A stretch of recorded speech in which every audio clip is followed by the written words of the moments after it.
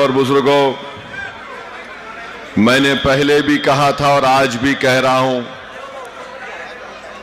मैं ये बात समझने से कासिर हूं कि दिल्ली प्रदेश का मुख्यमंत्री जेल को जाता है, उस पर भी तकरीबन उतने ही सीरियस आईपीसी के चार्जेस लगते हैं, पीएमएलए भी लगता है। मगर आखिर क्या वजह है कि सिसोदिया पर भी शराब का इल्जाम, केजरीवाल पर भी शराब का इल्जाम, जैन पर इल्जाम, खुद ओखला के आम आदमी पार्टी के मौजूदा एमएलए जो अनकरीब रिटायर होने जा रहे हैं इंशाअल्लाह, उनको भी जेल में डाला गया। ये 4 जेल को जाते हैं और ऐसा जाकर निकलते हैं कि जैसा कोई अपने ससुराल में जाकर मुंह दिखाई करके आ गया। 6 महीने मुख्यमंत्री केजरीवाल जेल में रहे, 6 महीने के बाद उनको बेल मिल गई। सिसोदिया 12-15 महीने रहे, बेल मिल गई। जैन काफी लंबा अरसा रहे, जेल मिल गई। यहां के मौसूफ जेल को गए, वापस आए, फिर गए, फिर वापस आए। आखिर इनके पास ऐसी कौन सी जादू की छड़ी है जो शिफा के पास नहीं है? आखिर ये क्या वजह है कि इनको इंसाफ मिल जाता है, इनके घर वाले इनसे महरूम नहीं होते, इनके चाहने वाले इनसे महरूम नहीं होते? अगर आज हमारी बहन शिफा की तड़प में आपके दरमियान में आकर कह रही है, तो हमारी बहन को भी वही हक हासिल है जो केजरीवाल की बीवी को भी हासिल है। याद रखो, अगर केजरीवाल की बीवी को तकलीफ हुई और केजरीवाल वापस आ गया, तो नौरीन का हस्बैंड वापस क्यों नहीं आया 5 साल में? अगर सिसोदिया के घर वाले परेशान हैं, तो क्या सिसोदिया, केजरीवाल और यहां के घर वालों की परेशानी शिफा और ताहिर हुसैन की तकलीफ से ज्यादा हो सकती है? क्या दोनों इंसान नहीं है? यह बात आपको गौर करना पड़ेगा। इंसाफ सबसे होना चाहिए। यहां मुकदमा चलता नहीं है, वहां मुकदमे की हियरिंग हो जाती है। यहां पर टाइम लिया जाता है, वहां पर बेल पे बेल दी जाती है। तो मेरे अजीज दोस्तों, मेरी इज्जतदार मां और बहनों, ये बात आपको समझना बहुत जरूरी है। दूसरी बात यह है कि मजलिस पर इल्जाम कि मजलिस ने क्यों दिया शिफा को। अरे याद रखो, अगर चुनाव फिर होगा, फिर शिफा को देंगे, या जो जेल में बैठा है वो मजलूम है तो उसको टिकट देंगे। ये मजलिस की पॉलिसी है। हम चाहते ही हैं कि जो जिसको दबाया जा रहा है, जिसको तुम एंटी नेशनल कहते हो, हम उसको नेशनलिस्ट कहेंगे। जिसको तुम कम्युनल कहते उसको हम सेकुलर कहेंगे। तुम्हारा एजेंडा हम कबूल करने को तैयार नहीं है। ना केजरीवाल का एजेंडा कबूल करेंगे, ना मोदी का एजेंडा कबूल करेंगे। हम अपना एजेंडा तय करके जनता में आए हैं और जनता से कह रहे हैं कि अब की बार ओखला से शिफा को आपको कामयाब करना है। इसलिए कामयाब करना है कि एक पैगाम देना है उन वक्त के फिरौनों को कि तुमने जुल्म किया, तुमने ऐसे कई नौजवान बच्चे और बच्चियों को जेल में डालकर उनकी जिंदगियों को बर्बाद कर दिया। वो मासूम बच्चे ताहिर हुसैन आज वापस आए। जब ताहिर हुसैन जेल को गए थे, उनका बेटा मुझसे कह रहा था कि असद साहब, मेरी उम्र 15 साल की थी, मैं 5 साल में एक मर्तबा भी अपने अब्बू का हाथ पकड़कर महसूस नहीं किया। आज 5 साल के बाद मेरे अब्बू सुप्रीम कोर्ट के ऑर्डर पर आए हैं, तो मैंने पूछा क्या किया तुमने पहली मर्तबा? तो कहा कि मैंने अपने अब्बू का हाथ पकड़कर उसको महसूस किया कि मेरे अब्बू हैं। ये हाल करके रख दिया गया है। और तुम बोलते कि मजलिस फिरका परस्ती करती है। अरे केजरीवाल, तुम्हारी जबान पर शिफा का नाम क्यों नहीं आता? तुम्हारी जबान पर ताहिर हुसैन का नाम क्यों नहीं आता? तुम्हारी जबान पर सैफी का नाम क्यों नहीं आता? अरे क्या जुल्म किया था इन्होंने? तुम्हारी तरह शराब का कारोबार या पॉलिसी का ऐलान तो नहीं किया था इन्होंने। एक जालिम हुकूमत के काले कानून के खिलाफ एहतजाज हुआ था।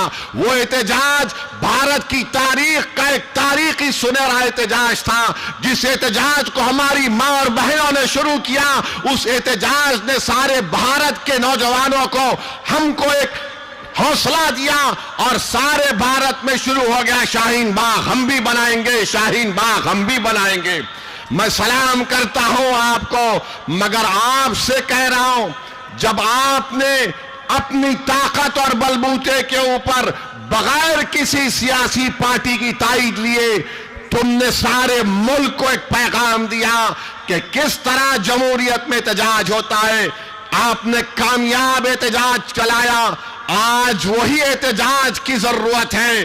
जेल का जवाब वोट से होगा, जुल्म का जवाब वोट से होगा, और मजलूम का साथ देना है, जालिम का साथ देना नहीं है।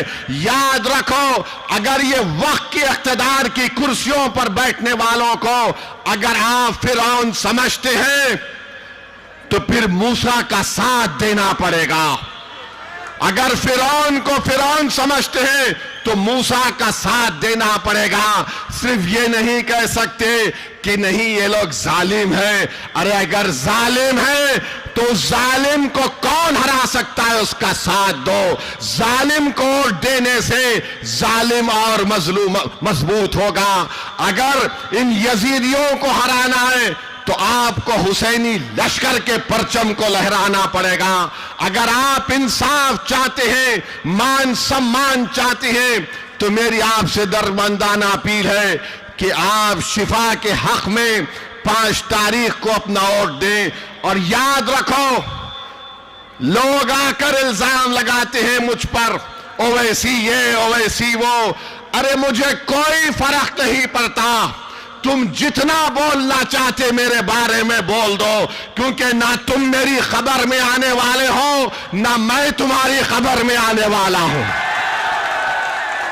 जितनी तुम बकवास बकना चाहते बको, मगर प्यारे, तेरी जबान तो तेरी है, मगर तेरा फ्रस्ट्रेशन जो तू निकाल रहा है वो केजरीवाल का निकाल रहा है। बोलो, जितना बोल सकते बोलो। अरे भारत में अगर सबसे ज्यादा गाली दी जाती है तो मुझे कोई बी टीम बोलता, कोई ये टीम बोलता, कोई बोलता कि उनसे मिल लिए, उनसे मिल लिए। मगर जब भारत की पार्लियामेंट में 300 बीजेपी के एमपी के सामने अगर कोई अकेला खड़े होकर धारता है तो कौन करता है?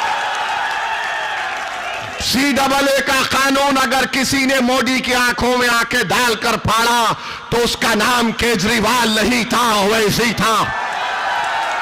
ट्रिपल तलाक का गलत कानून को गलत कानून कहने वाला कौन था? केजरीवाल था या वैसी था? बताओ। UAPA का कानून बनाया गया तो क्या कांग्रेस पार्टी ने तारीफ नहीं की? आज उसी UAPA के कानून जो 2019 में तरमीम की गई, उसी कानून में आज शिफा फंसा हुआ है, सैफी फंसा हुआ है, और आज आकर हम पर उंगलियां उठाते हैं। मेरे अजीज दोस्तों और बुजुर्गों, याद रखिए इत्तेहाद की कीमत, इत्तेहाद की अहमियत क्या होती है। एक बात समझाता हूं आपको। हरियाणा में एक बहुत बड़े बाबा हैं, राम रहीम कहते हैं उनको। सुना नाम आपने? राम रहीम उनका नाम। राम रहीम उनका, मुझे वो क्या करते मुझे उससे मतलब नहीं है, मगर समझाने के लिए बता रहा हूं। वो बाबा राम रहीम के पीछे उनके लाखों चाहने वाले हैं। जब कभी चुनाव आता, राम रहीम को पेरोल पे छोड़ दिया जाता, और हम इतनी बड़ी तादाद में हैं, हम भीख मांग रहे 5 साल से कि शिफा को घर आना चाहिए। तुम में ताकत है मगर तुमको एहसास नहीं है। राम रहीम के पीछे उसके चाहने वाले लाखों, शायद 10-15 लाख होंगे, और उन 10-15 लाख के लिए हर बार उनको छोड़ा जाता है। सोचो तुम्हारी ताकत क्या है, तो सोचो तुम्हारी अहमियत क्या है। यही बात जब मैं कहता हूं तो कल से आप देखेंगे ओवैसी फिर से भड़काऊ भाषण दिया। मैं सच्चाई को बयान कर रहा हूं। आज अखबार में पढ़ा कि बाबा राम रहीम को पेरोल पे छोड़ दिया गया है। कोर्ट ने उनको सजा दी है, शिफा को सजा नहीं दी, ताहिर को सजा नहीं दी, सैफी को सजा नहीं दी। वो सजा काट के भी पेरोल पे आ रहा है। ये बेचारा 5 साल के बाद इलेक्शन लड़ रहा है तो 4 दिन के लिए घर को आ रहा है। सोचो ओखला की आवाम, अगर तुम करवट नहीं बदलोगे, तुम अपने मिजाज में एक सोचने का तरीका नहीं बदलोगे, तो हर कोई आएगा और डराएगा। बीजेपी, मोदी, केजरीवाल, अरे ओवैसी ये बोलकर चला जाएगा। हां, मैं आप और हम इस दुनिया से जाने वाले हैं, मगर अगर एक सजा याफ्ता मुजरिम है राम रहीम, उसको कई मर्तबा पेरोल मिल गई, शिफा को नहीं मिलती है मेरे भाई, शिफा को नहीं मिलती है। क्यों नहीं मिलती? क्योंकि कोई साथ देने वाला अगर होगा ना तो बराबर सब चीज होता है। याद रखो, जब तक तुम्हारे पास ताकत नहीं आएगी, कोई तुमको पलट कर नहीं पूछने वाला है। और ताकत का मतलब यह नहीं है कि ओवैसी को देखकर तुम नारे लगा दो। ताकत का यह मतलब नहीं है कि तुम मेरे साथ सेल्फी ले लो। ताकत का मतलब यह नहीं है कि तुम व्हाट्सएप पर मेरी तारीफ लिख दो। ताकत का यह मतलब नहीं है कि फेसबुक पर तो मेरी तकरीर सुनकर को लोग भाई ने क्या भाषण दिया। ताकत का यह मतलब है कि तुम मुत्तहिदा अपने वोट का इस्तेमाल करो और शिफा को एमएलए बनाओ। यह ताकत है, यह ताकत है। इस ताकत को पहचानो। सिर्फ जाकर कोई नेता मिला, आपके साथ फोटो हो ना, वाह वाह आपके साथ फोटो, ये ताकत नहीं है, ये गुलामी है। और आप देखेंगे अब चुनाव हो रहा है तो केजरीवाल ओखला की आवाम से कह रहा है वोट कट जाएंगे तो ऐसा हो जाएगा। मेरी एक सवाल का जवाब दो ओखला की जनता, हम वोटर हैं या हम शहरी हैं? हम वोटर हैं या सिटीजन है? हमको बताओ आप। अगर हम वोटर हैं तो फिर आप हमेशा इस्तेसाल आपका होगा। अगर आप सिटीजन हैं तो आपके राइट्स हैं, आपके हुकूक हैं। तो ये केजरीवाल और मोदी क्या कर दिए? ये सिर्फ वोटर हैं, ये सिटीजन नहीं है राइट्स के साथ। इनको डराओ, इनको वोट हासिल करो।